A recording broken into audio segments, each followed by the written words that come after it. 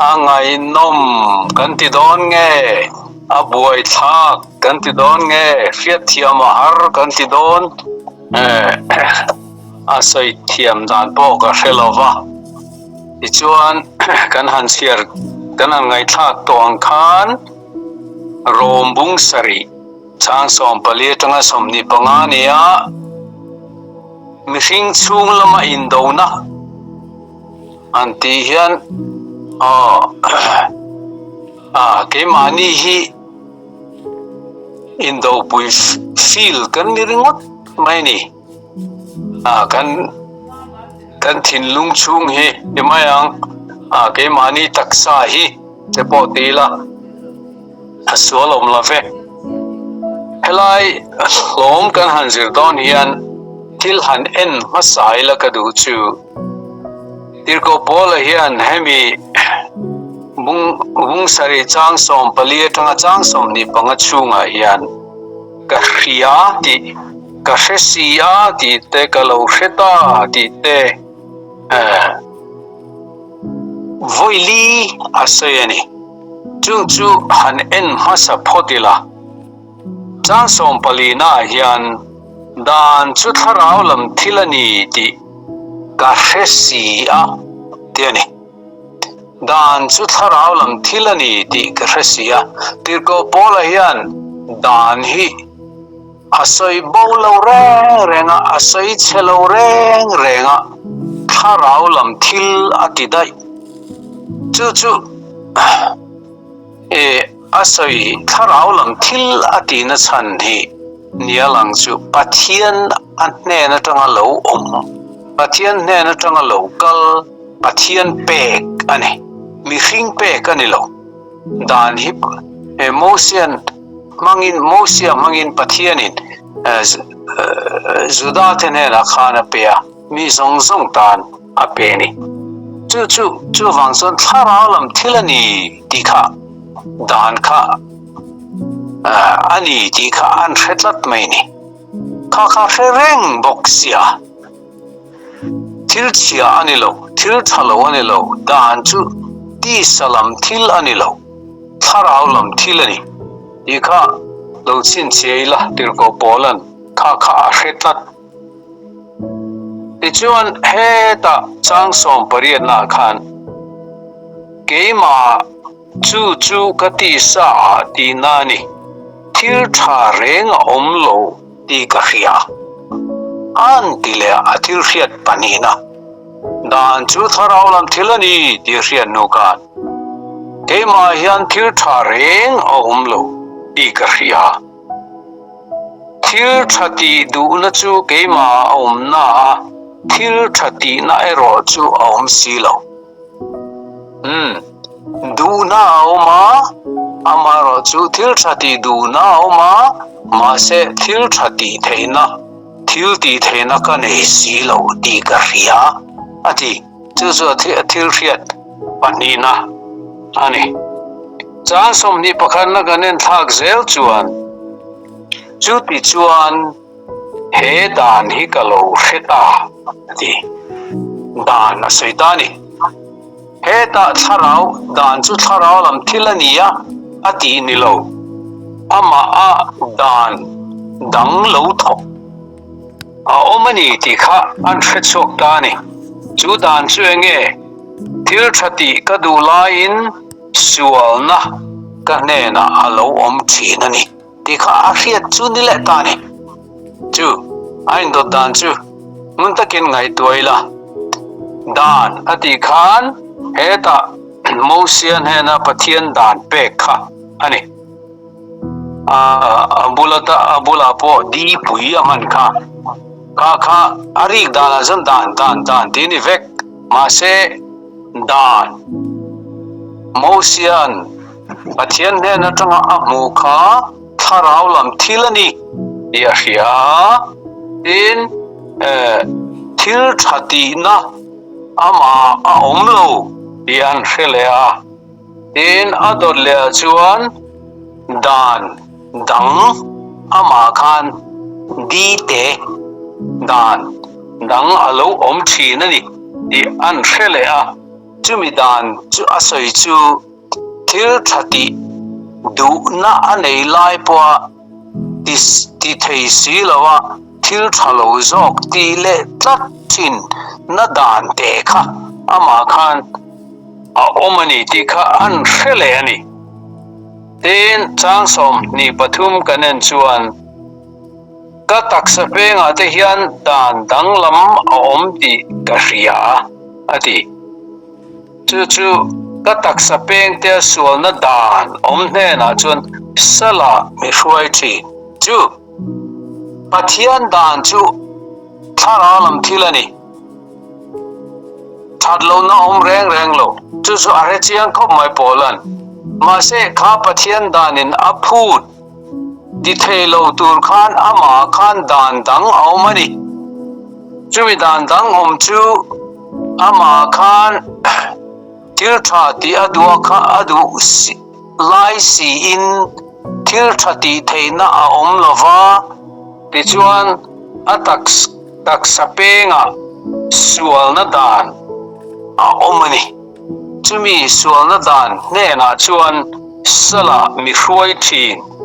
chu dan te chu ke ma hen aron thok vele tat thin ti kha a riani chumi wang chuan riat lo anei ta ni chang som panga khan en le tai la thil ka ti hi a na sil ati ka thil ti thin hi thil ti du zong ani silo ka thil hu zong tak chu ka ti zok thi na ni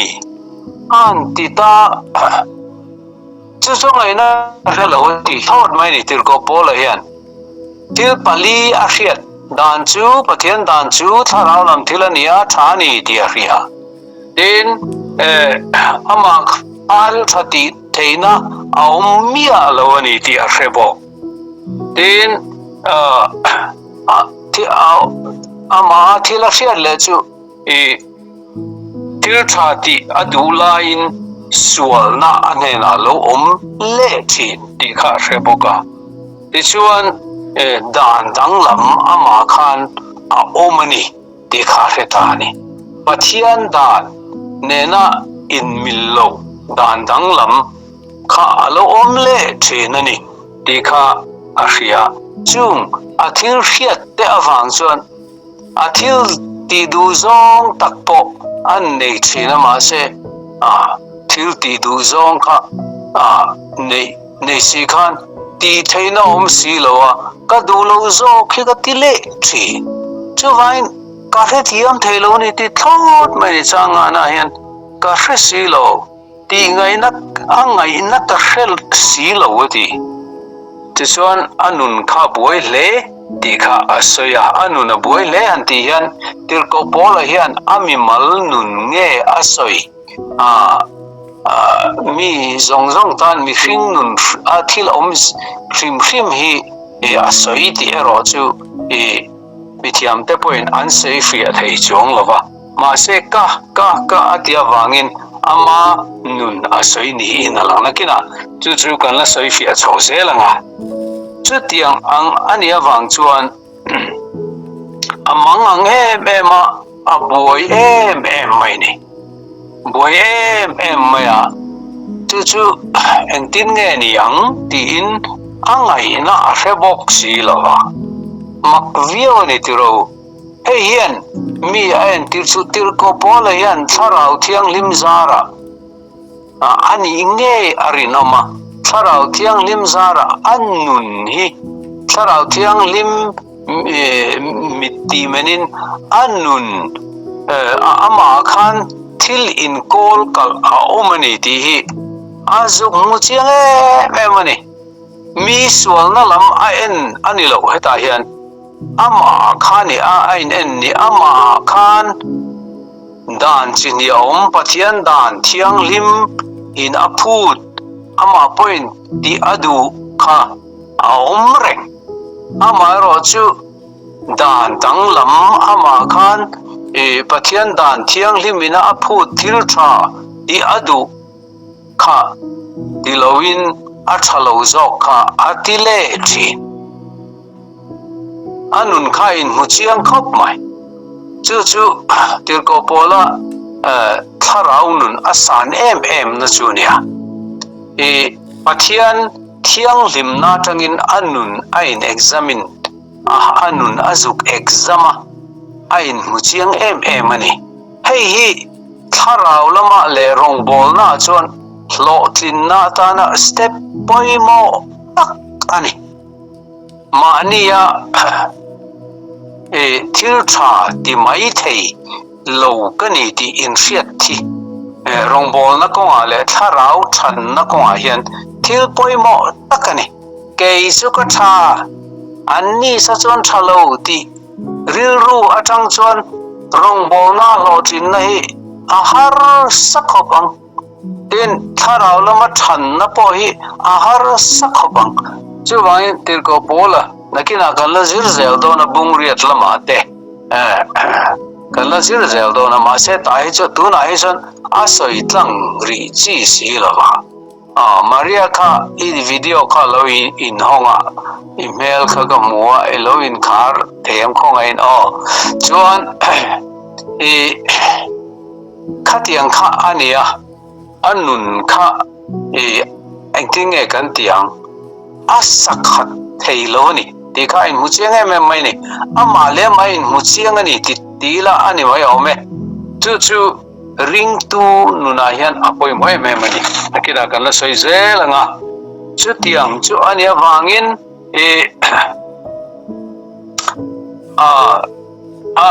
ama atang khan sual theina kha ala thok bo lo re nuai re in ala lo re bungru ka khan krisam te chu sual la kan zalen toni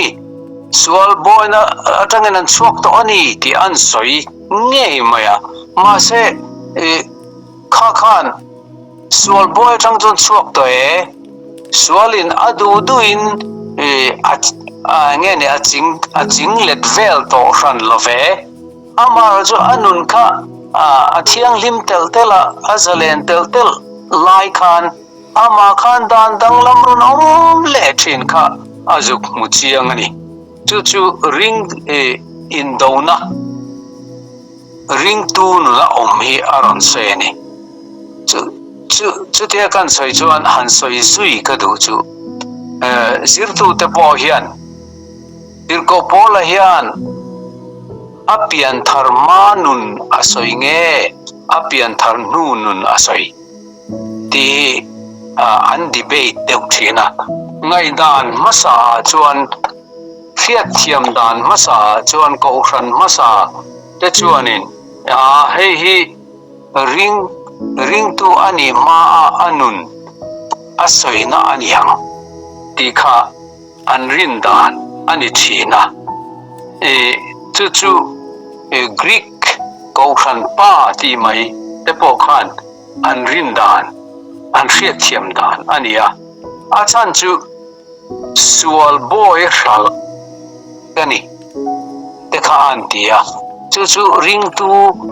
om dan ani thei do ne mi ti in an ngai ani tharau mi ni lovin ti sami kani tin a in ngai tu ana te hi ring lo mi om dan tur ani lom ni sual boy hral kani anti te hi anti le ta ni tin bure na chang khada khan kan la zir bak chia khanin engeni thiam lo chantin re om to lo kristam te tan son thiam lo chantin re om to lo ti te kha ani sia wangin helai bung sarina asoi hi chu apian tharma alaniang ti ngai dan kha an nei thina ni tin tharau thiang lim ti kha ala lang ri lo reng boka ala soi lang bok hek lowa chu ai te go pole hian apian tharma nun kha asoi ani theyang ti ngai dan khan lo nei thina ni ma se ngun zo ka zirtu ta chuan Augustina anzinga chuan Augustina ania Augustina chuanin keta hianin tirko pola hian reform theology an ho reng poina an ngai to dan zel ta chuan tirko pola hian apian tharma nun asoi anilo apian tharnuwa ringtuwa hian nun in sual hi ala zelani ti hi asoi tum ani zokani ti in alo ngai ta chu ko khan siam that theology pom ho chuan an rin dan ani chhota ani tin bung heavy bung sari chang sari atang reng hianin tirko pola tawngka hianin a Greek grammar apo past tense thilkal to soina ni lovin present tense tu na thilkal mek soina lirin heng hi a grammar lama po da ania chu wangin tirko pola hian bung sariatang chang sariatang cha sang som pathum na thleng khan amala apian past tense in soya bung chang som palina tang hijon present tense in akaltani antiani chu wangin tirko pola hian anun kal mek lai asoi ni in an soyani in adot le chuanin Rome le khathona yanin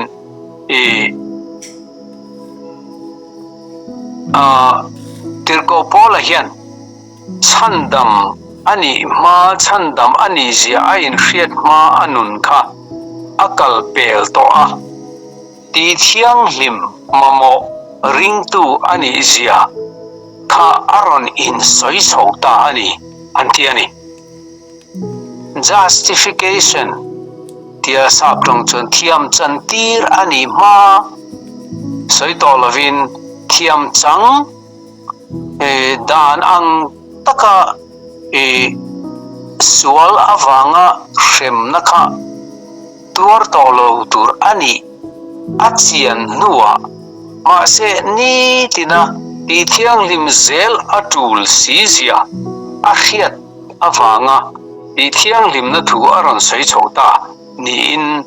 an ngai ta ber ani chu wangin helaya mi hring chunga nun in sual tha ti du na si ti theina thin si lo hi ring tu nun in sual ring tu nun theu ani ti hian siam that ko khan siam that theology pom tu de chuan an pom dan alo ni ta ni chu galatia bunga alama po khan kan muwa chang som pasari galatia bunga chang som pasari khan engkin nge pola vekhian alo soi kan ti chuan ti sa hian tharau do na lam achak thin tharau po in ti sa do na lam achak bok si thin thil ti in tum te chu in ti thei lo nan chung te chu anin kal si ati ke mani a tharau thiang lim alo om to Lal Isua Krista chu tharau thiang limin alo cheng to chu chuan thil thate zel turin min hruaya min tur nei mai amaro chu ti sa nahi ke mania ala tlat wangin ti sa anung kan lani tlat wangin ke mani han dan dang lam ala thina chu chuan aron tharau dan churun kal thina nunin sual alo tani ti hi ring tu te nuna hian achiang khop mai ne hei hi tirko polan ama lema ain diagnose na ain fiat chuana khatiang tak maya mani nun zuk in mu chian na hi piang thar nuna lo chuan thei lo antiani piang thar to nuna lo chuan tak thei lo reng ani achan chu thiang hlim nun thiang hlim du tak na tangin lin lo zia alo lang chiang thin ang chia hian tirko pole han chu nun chu hela hianin aron se ni chu tiang ang taka thiang lim du na tak khi piang thar lawa chuan be sei thei ani lo piang thar nu na hian chu om thina ni chumi wang tak chuan ma ni a sual na kha sual na lo om thin kha ti sa thil du na lo om tel thina kha zu khu chiang ta tol mai ni pian thar nu a chuan chu wangin kha tiang ang nun mang ang kha ko pola hian aron soi fia atumani sual nai na mi hring mi asalbe me ngeni min boy ring tolo sual boy akan ani in kan ni tolo kan ni na chu chandam kan ni to chua zalen kan ni to ama ro chu ke mani akan sual khan ti sa na khan sual akan min huai le thina wangin boy sala min hral le thin tiangin aron soi ani nun in chopol nun in do kha mi hringa hian ring tu nuna hian a om ani ti chuan amang ang lutuk khan thiang lim adu sia thil tha ti adu sia thateyang per omadu sia ma se a thateyang per omadu na ka a thei si lo chu wang chuan enting nge ron ang chu ta kha enting nge ni eta atop lama khanin aron au chuak ta he mire thei kawani telulem he thina taksalaka hian tu in nge mi san chuaka aron tani eta han kan sin sia ta na poimo em chu ola hian he thina taksalaka hian tu in nge ati takhi engin nge tilawa tu in nge mi san chuaka antia minung thil ti thei nun na nei tu emo omin angai tu ani ti dai la tu in nge mi chan chuaka an zo tani mi hring te po ngai tu ani mai thei tu ngen mi san chuak thei Isu Krista kan lalpa awangin Pathian nena lom thu ka soi ni ti tani chu yom ja chu Lal Isua Krista khan het bok khan sual boy ta chua tu tizalen tu bok khan he anuna Pathian tharau dan ina aphut dan thiang limina aphut ati thei silo dan dangina ar sualaron shuai le thin nun re thei laka min san chuak tu om chun chu Krista ani ama wangi lom thu ka soi ani aron titani chu aron hu chuak chiang ta chandam na ti hian sual penalty sual wang hem kan ni tu laka chandam kan ni na kha thilkal to kha sabtungin saved ed chandam to kan ni na kha aoma bola hian chu ani dai to amaro chu ni tida sual laka chandam zel ni na tur chuan lali suwa thil ti theina bok kha chan chuak tu bok kha mamo zel ani ti ain se chiang em ani kema tak chuan kariru chuan Pathian dan rong ka bol thina lo along ka kan belani kati sa ero chuan sual na dan kati sa ero chuan sual na dan rong ka bol thin hei hi apoi mo na em chu apiang thar to ka du duin kaum thei ti tur ani lo ka pian thar to awang takhian kema ati sadan ron thok la ron thok reng la ron thok thei reng hian suala minhuk lut thei ti hria kan phim khurna turin le Krista hena kan tlan lu zel theina turin he thu takhi kan khiat apoimo em ani he nun hi aumani ti hi kan khiat apoimo em ani kan pian thar hian kan thiang lim fam kim ta vur ani lo ke mani hian sual theina la om vek chu pol hian ela hian soichian atum ber chuani chumi tak chu Krista zarah chan chu in kan om zel na tu ani tani chu ke mania tharau thiang lim o khange kan zom zel don ke mania mi hring thar tharau thiang lim ina luwa kha khange kan zom zel don kan oi zel don khalama hangan tang zel don nge ti sadan ke mania om ve khami lama hangan peng thin don ti kha kanin ngai to na tur poimo tak chu alo ni tani hi kanan khiat thiam le zual theina tur chuan tir ko polan elaya a vei ber mai hi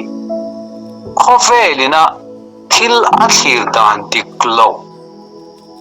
Khawvelina thil a thlir dan diklo pai bo atumani Khawvelina thil a thlir dan diklo pai bo atum pakhat na chu ngai dan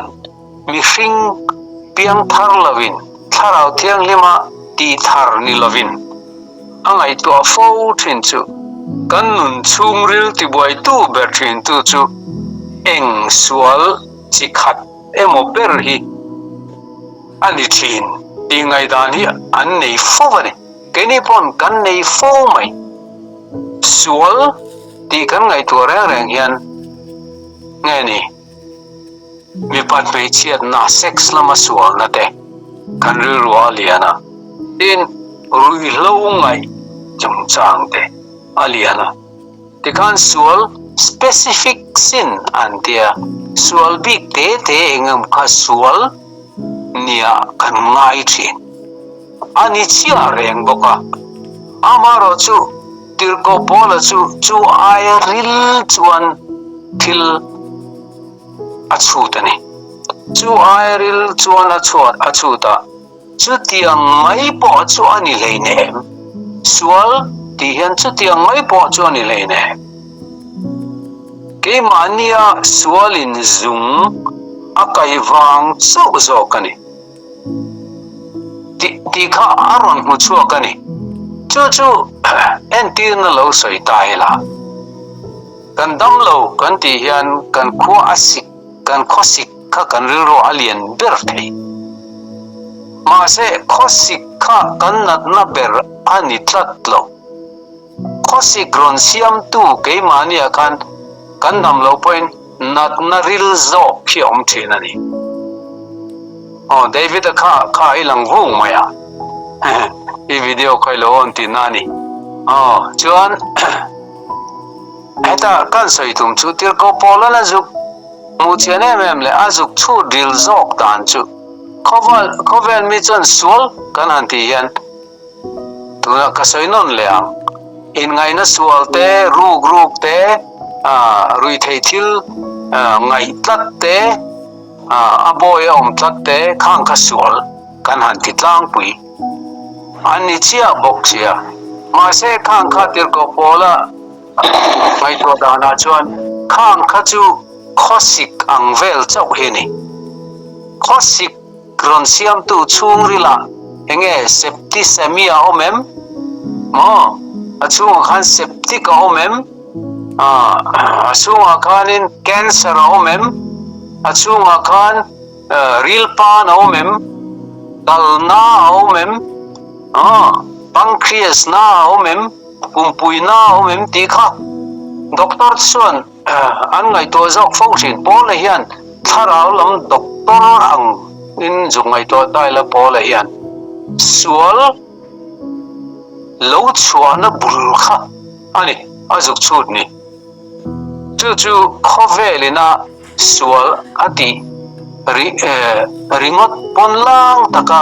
ti bo atung chin te adan chin te neia Tawngtai lo sarkar thil ti te po Tawngtai lo ma se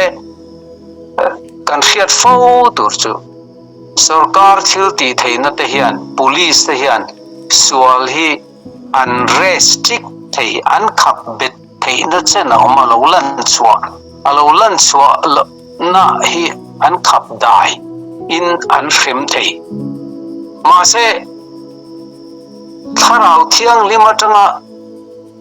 min mani nun azun x-ray tir tak chuan azuk MRI tir azuk CT scan tir tak chuan khang ai rila khan sual tia akut alek ma po khan ati ma po khan achung rila ama khan sual omani tika a khetheini chu ni tir ko pola hian azuk boy pui ni helai hian hi kan khet thiam poi mo khop mai entinge galal bai sa zirtina nen pokha ka ain zul vek kha tiru wiresu anti tin reto ma semin mi pain me chia ngai cha ka amel chuan athin lung chung ri la wire thoni tol thatchu atia police ho chuan tol that tak chau timai akut nge tol silai mo chemte mo tol that tu ka anman ma se angai tualai khan anman theilo re an se theilo re suali ngai tuain ka khetat tin police na man theilo re ma se tharau thiang lim chuan man chat mai ni ngai tuana ka chu ni tir ko pola hian heta hian a boy pui chu ni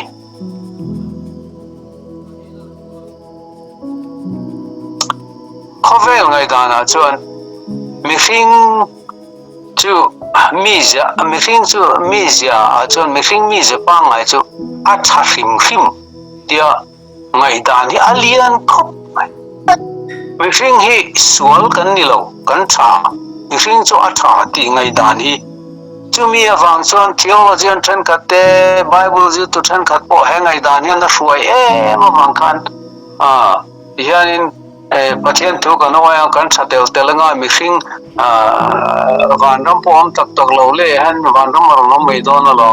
ti te hian an ngai to thina ni mi hring hi lo thatel tel turin an ngai to mana khan ka soi to in ka ria emi kan Holy Spirit anointed group a hian nge hunda ka helo ka soi to nge ka soi to ni pon ka soi non le ni mai sela 19th century 18th century kumjabi sompariana sompakona solai vela khan Bible zirtu ten khatten mi hring hi ti hian kan lo Pathian thu kan lo fetam tel telanga kan lo fel tel telanga kan lo tha tel telanga ichuan Khawvela hian mi hring nun tha vor to pi kan theng mai don ani I in an suang tuani German scholar hoki ma se indo pui pakhat na lo chokta mi hring hi kan lo tha tel mia lo mai ti kha lo chokta indo pui pani na lo chuak le kha theology kha diklogy kha lo lang chiang ta ma chu wangin Karl Barth che chuan diklore khang theology ka tin Pathian ni ro se mi hring hi chu mi hring kan ni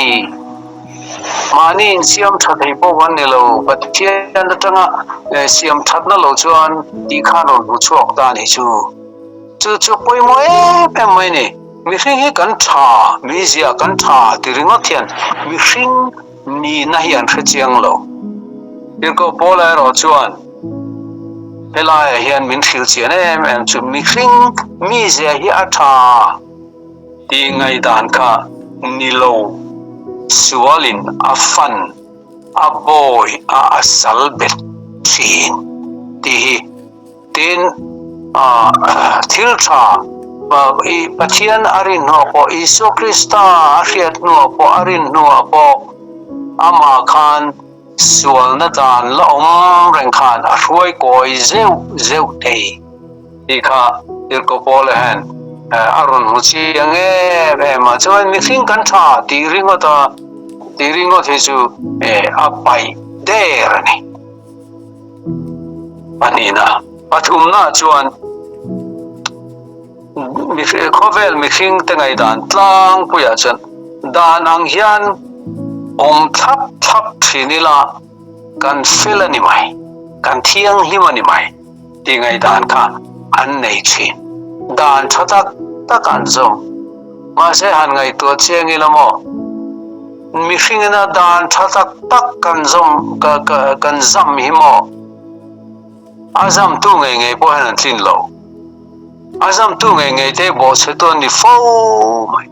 azam lo tu phei chu asiam chok lo tu phei chu kan ni le swa cho vai mixing a hian te ko Poland ron Thailand tu me chene mem chu mixing a hian dan zom fam kim thei nai om lo re ti ron Thailand na tu mani chu wangin hiang lim na da zom fam kim thei kan ni lo Lal Isua Krista Pathian fel na ke mania alo lu hian fel na kunga chuan tharau chuan min hruaya tharau thianglim chuan min hruai thei chau chumia kanin pek zel awang chawin thianglim na kunga kan kau thei chau ti kha aron thailang le du ni dan hi tu ma hian zom fam kim thap thei reng chumia wanga tirko pol hen mani in soi thiama tumna ni reng lo ti ro chu kan chin chia dan kan zom fam kim thei chung lo ti wanga dan khapoi salo turi min je tir lo reng tharau lam thilani ti dai angai sang e sual min fiat tir reng tu ane vai atang kai me chu wangin mi ring tu nun chu Pathian dan zom turin abezela ama suala dan local chain kha Krista thisenin Krista thilti thainin cross thilti thainin anne zela tisuan nun kong dika local chain ani chu ko Poland pai thak atum chuni apalina chuan Khawvelina azirti dan chu thil tha ti hi kan tum tlat chuan kan thei kan ti thei kan tum tlat chuan kan tum tlat chuan kan thei ma se pola chuan tinga soi kha thil tha ti ka tum chu ka ti thei si lo ka ti thin si lo ti kha ai mu chiang ai mani chu ai mani theu po hi anin anila kan in mu chian thau tur chu kan dik phot chuan kan inang takhi phat lo kan soi du phot chuan thil tha ti tum hei si lo kan ni ti he chu karin mu chiang tang kai kai mu chiang ve thin ang reng khop mai ma se a chai chon kan lo mu chiang to lo mi thai mo kan ni ti in ti sang ti o chu alo om ve le thi tiru ma se an to ko ka chan enting ati khatir ko pola vekin min thil tha ti tur he ta ti si lo chona tan solani dan khan dan tha khan ti turon phuta ti tuma thela sira dam lo kan ka duwe mem ka kan tak lo te alvan tamem Kharina kalen duwe mem len non le ka duwe mem kalen non thei si lo na ten van tamem rong bol na ko ti tu ka ti du ka ti tak lo hi avan tam em ti hi kain hu chiang chu ti ko pola chiang ta khen ron soi ri hop mai ni thil tha ti kan tum thla chan kan ti thei ti ngai dan mai dot mai ni engama chen jongan ti thei chu ma se kan ti fam kim thei lo chu tir ko pola hian aron hu chiang thil tha ti ka du ma se ka tum zo po le ka ti thei lo adam ka ti pe lo adam ka ti sen lo atang chu min nun chu ring tu nun hi ani chau renga ani zel don ma se khalai khanin ring tu chuanin cái ni ring tu te chuanin tharau thiang lim dan lama khan kan du na mo kan will hi kan surrender zel chuan kan pei lo po kan lo ti thei ta om ti chung point kan lo ti thei ta zela